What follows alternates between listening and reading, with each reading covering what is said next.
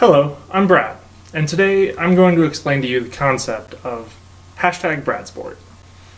If you've been listening to our podcast for a while, you'll likely know about Bradsport, but may not know the extent of exactly what it means. Bradsport is the pursuit of lightweight automobile at the expense of driver comfort, or even the car's operation as a car. Stripping out the car, features that are useful or comfortable, because ounces equal pounds, bro. Because race car. It takes the club sport or superleggera line of thought and takes it to the extreme.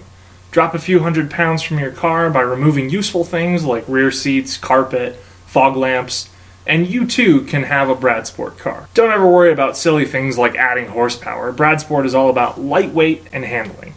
Make your car too stiff and comfortable for the street? Yeah, that's a Bradsport. Pull out your cushy power leather seats for a quirky aluminum shell? Yep. That's a Bradsport. The first car that I Bradsported, is that a verb? I guess it is now, was my 1993 Mustang LX convertible 2.3 automatic. My friend Steven and I intended to take the car lemons racing, but being broke got in the way of that plan.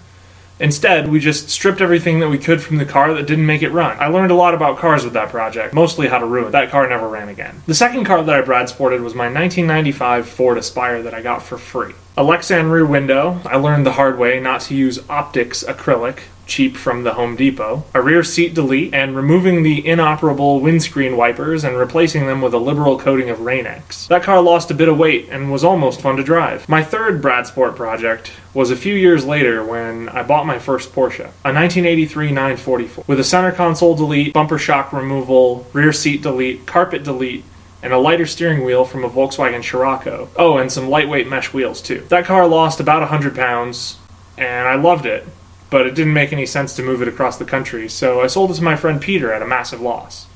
He recently sold it again for a massive loss. The current car in the Bradsport lineup is my 1997 Porsche Boxster. This one is progressing much slower than the others because it was so much better from the beginning, so I find myself wanting to do less to it. That won't last long. So far, the car has received a lightweight battery, a GT3 style center console, a radio delete, and some lightweight wheels. This is a street car that I drive every day, and I decided the best course of action would be to put some Michelin Pilot Sport Cup 2s on it. How do super wide, super sticky, almost slicks handle rain? Surprisingly better than you would think, provided you've got deft hands and a gentle throttle foot. Eventually this car will drop a few more pounds with carbon body panels, a lightweight Spider-style convertible top, and a more austere interior. My next project, Bradsport, is currently in the planning stages, but I'll be sure to keep you abreast of it as progress is made. It will be the most advanced case of Bradsport that any car has ever seen. If the car doesn't need it to drive, it's not going to be on the car. You'll see. It'll be amazing.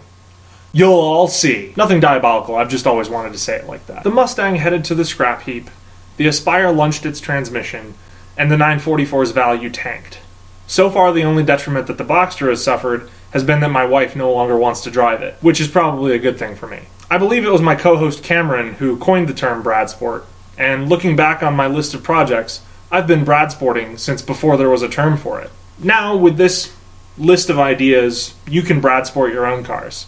Tell us all about it in the comments below. Be sure to subscribe and listen to our podcast every Friday morning, 7:30 a.m. Pacific time on Hooniverse.com. And you can also follow my Boxster project on flat6s.com.